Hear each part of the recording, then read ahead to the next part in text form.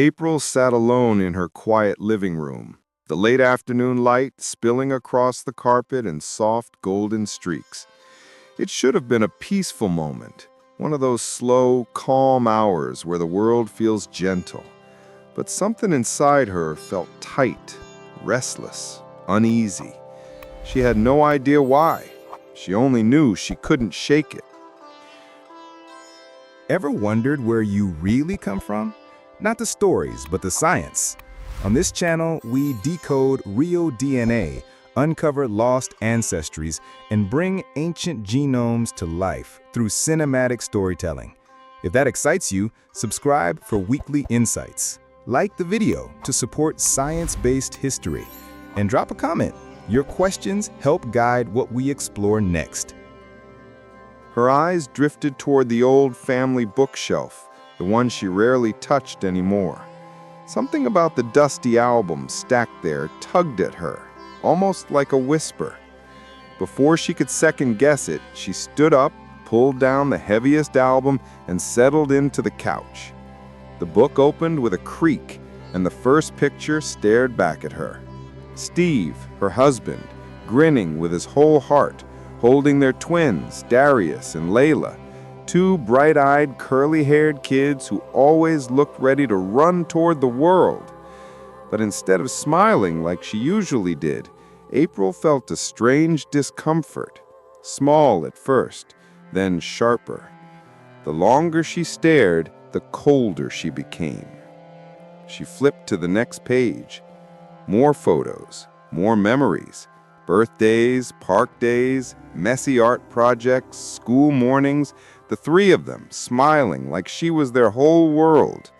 But all she could feel was irritation, a twisting disgust she didn't understand. Their features, the ones she used to kiss, admire, and praise, suddenly bothered her. Their skin tone, their hair, their faces that looked more like their father every year. She closed the book halfway as if that would settle something. It didn't. She told herself it was stress, fatigue, a mood. But the truth pressed at her more clearly with every page she turned. Some part of her had changed, and she wasn't ready to admit it out loud. She kept flipping. With every picture, the irritation grew sharper, heavier. It wasn't anger at them specifically. It was deeper. Embarrassment, shame, a feeling she didn't want to name. By the time she reached the last page, her stomach was tight, her thoughts spiraling into places she never imagined she'd go. Then, in one sharp, terrifying moment, a thought crossed her mind, one she immediately tried to ignore. What if I just left? Not temporarily, not for a break. Left. The thought shouldn't have felt like relief, but somehow it did. April stood up slowly, almost on instinct, and carried the album back to the shelf. When she slid it into place, her hands were trembling, not with sadness, but with a strange sense of finality. She turned away before she had time to reconsider. Within minutes, she was in her bedroom, dragging out a suitcase and throwing clothes into it in messy handfuls. Half her wardrobe, basics, shoes, a jacket, her passport. Nothing deliberate, just urgency, like she was afraid she'd lose her nerve if she paused. She grabbed her phone and sent a quick message to an old friend who lived in another state. "Can I stay with you for a while? I need a break from everything." The reply came fast. "Come anytime." That was all she needed.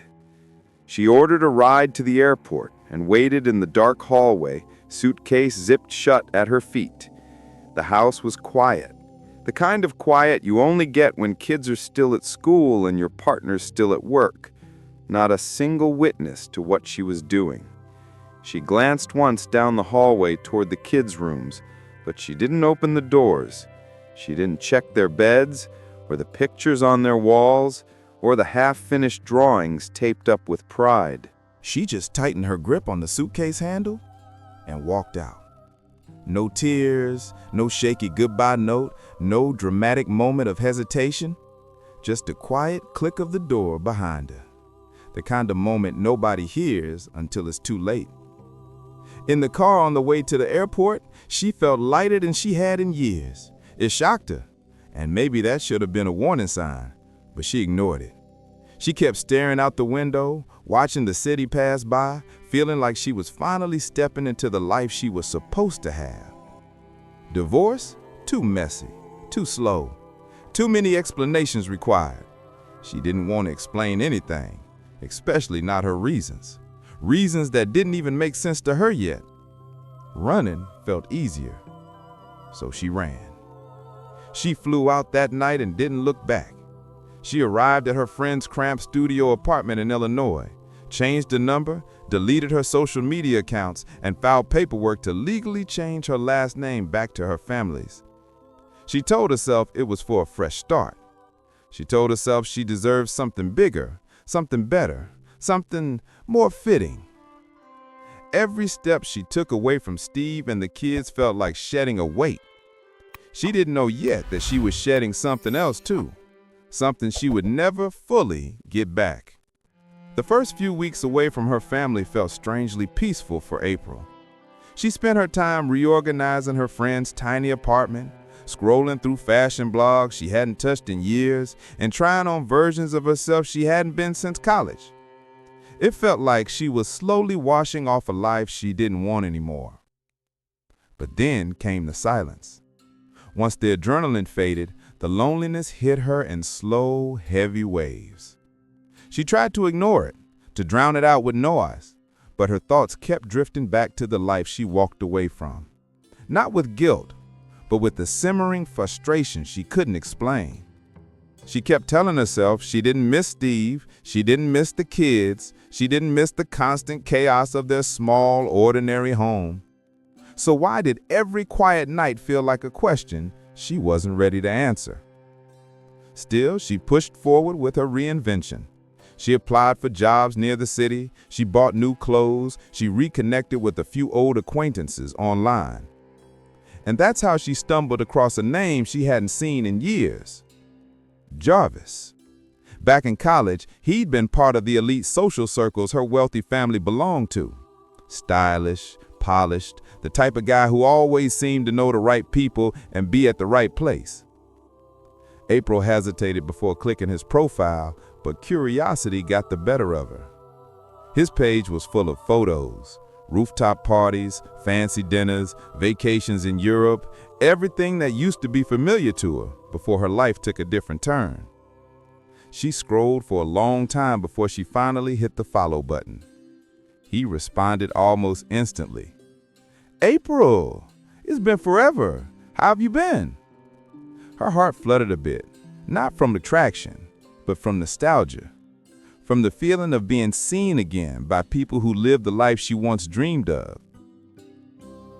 They exchanged messages for hours that night, reminiscing about old club events, mutual friends, memories she hadn't thought about in years. Jarvis invited her to an upcoming hangout with their old circle. April hesitated. Part of her knew she didn't belong there anymore. But another part, the part she'd been feeding since she left Steve, craved that environment, that validation, that polished world her parents had always pushed her toward. 2 weeks later, April stood outside the upscale restaurant where the reunion was happening, smoothing the wrinkles out of her new blouse. Her heart hammered in her chest. She hadn't seen these people in nearly a decade. Would they judge her? Welcome her? Laugh behind her back? She pulled the door open and stepped inside. The familiar faces lit up immediately. "April! Oh my God, you look amazing! Where you been? You disappeared from the planet." They hugged her, complimented her, pulled out chairs for her. For a moment, it felt warm, like coming home. She relaxed, sinking into the ease of old friendships. Drinks arrived, stories flowed, laughter filled the air. But then the conversation shifted. It always shifts. One friend asked casually, "So, how's your family? You married that guy, right? What was his name again?" "Steve," April answered, trying to keep her voice light. She should have lied. She should have changed the topic. But before she could, the comments started. "Oh, right, him. He always felt rough around the edges. Yeah, I remember seeing pictures. You were glowing, but he looked ordinary. Are your kids mixed? I bet they're cute, but like mixed kid cute. You know what I mean." April froze. Mixed kid cute. Rough around the edges. Ordinary. These were the phrases she used to fight against. The words she used to dismiss as shallow, ignorant, ugly. She had defended her family fiercely back then. But this time, her voice caught in her throat.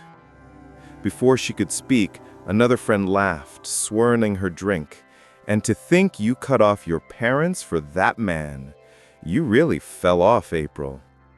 The table burst into awkward giggles. April's cheeks burned. She wanted to get up and leave, but her legs wouldn't move. She felt trapped, not by them, but by the shame rising inside her. She tried to force a smile, but something cracked in her. The more they talked about their careers, their expensive vacations, their perfect partners, their kids in private schools, the smaller she felt. She looked down at her simple blouse, her cheap handbag, her shoes bought on sale. She thought about the small rental apartment she'd shared with Steve, the homemade meals, the thrift store toys for the kids, the second-hand couch. Her life felt basic, unpolished, beneath theirs. For the first time, she didn't try to defend her family. She let the comments sit. She let the shame fester. She let the comparison consume her. That night, something inside her shifted in a way she didn't fully understand yet. A dangerous mix of pride, insecurity, and resentment. A voice in her head whispered, "Maybe they're right. Maybe I could have had more. Maybe I settled." She went home after the reunion and couldn't sleep. She kept replaying her friends' faces, their clothes, their lifestyles, their words. She looked around the cluttered apartment she shared with her friend and felt sick. Suddenly, her life before, the one she had built with love and intention, didn't feel enough anymore. Did she love Steve once? Yes. Were their kids beautiful to her once? Absolutely. But the reunion infected her with a thought she had never entertained before. What if love blinded me? What if I made a mistake? Over the next few days, those thoughts grew roots. She scrolled through old pictures again, but now her friends' words echoed in every single image. She saw flaws that weren't flaws. She saw differences that once made her heart warm, now twisted into sources of embarrassment. She saw a family that no longer reflected the life she had wanted. The doubt became a storm, and the storm consumed her.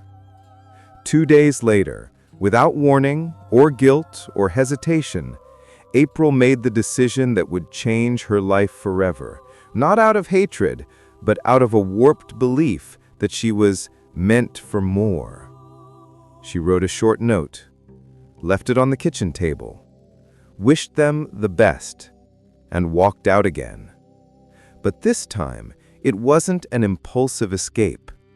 It was a choice, a deliberate, final decision to abandon the life she had built because someone else's voice drowned out her own. She never imagined the price she would pay for that moment.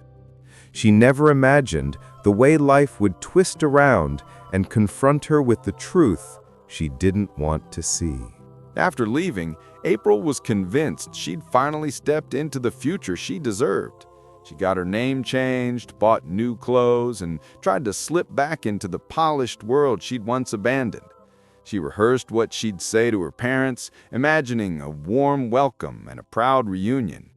But that fantasy shattered the moment she walked into their house. Her parents didn't hug her. They didn't smile. They didn't even stand up. Her mother's voice was cold. "So, you left your husband and children, just walked away, and now you come back." Her father didn't soften either. "If you could abandon them that easily, you can abandon us too. We can't trust you with anything in this family." April felt her stomach drop. She'd expected anger, not complete rejection. They told her she'd downgraded her life the moment she married Steve, and now she'd proven him right by running away from her responsibilities. No place in the family business, no financial support, no role, no forgiveness. Just a door closed in her face. With nowhere to go and too much pride to return to Steve, April rented a small studio on the edge of town. She threw herself into painting, sculpting, anything to distract herself from the growing emptiness she tried desperately not to feel. Her art kept her afloat, barely. She avoided old friends, hid from social media, and lived quietly, hoping success would one day prove everyone wrong. And then, unexpectedly, it started to happen. Her art picked up attention online, a few sales came in, then more. She upgraded to a larger apartment, and for a moment it felt like everything was finally falling into place. But the truth always finds its way back. One night, while scrolling TikTok, she saw a video reviewing one of her own pieces, credited to a page she didn't recognize. Curious, she tapped the handle. It was Steve. Her heart froze. The account was full of videos of him, the kids, and a woman she'd never met. A cheerful white woman named Stacy. They looked happy, really happy. And then she noticed something else. Her art, her son's art, her name and his captions. Steve had been promoting her work to his huge following, encouraging people to support her, helping her thrive, quietly, from a distance. She sat there stunned, scrolling through video after video. Not once did he speak badly about her. He told his story honestly, then wished her well. He even thanked her for the years they shared. April broke down. All the pride she'd clung to, all the insecurities she let control her, it all came crashing down. Her success wasn't the result of her escape. It was Steve, the same man she abandoned, the same man she'd convinced herself wasn't enough. The guilt suffocated her. Days later, she sent him a message with shaking hands. "I'm sorry. I regret everything." He responded hours later, kindly. He forgave her, but he didn't ask her to come back. A month later, they met to finalize their divorce. Steve offered her grace again, even inviting her to stay in the kids' lives if they ever wanted that. April declined. She couldn't face him, not after everything. She walked away owning the life she chose, not proudly, but honestly. And this time, the emptiness wasn't something she could escape. In the months that followed, April kept her distance, but not for the reasons everyone expected. Watching her kids grow confident without her and seeing her husband rebuild a peaceful life forced her to face a truth she'd been running from. She hadn't left because of their looks. She'd left because of her own insecurities. One quiet morning, she showed up at the door trembling, not with excuses, but with honesty. And instead of anger, she was met with something she didn't think she deserved. Boundaries, but also a small chance to make things right. The road to forgiveness wasn't quick, and it wasn't smooth. But the kids learned something powerful. Your worth isn't decided by who walks away, but by who chooses to stay. And sometimes, the most unbelievable part of a story isn't the twist. It's the growth that happens after.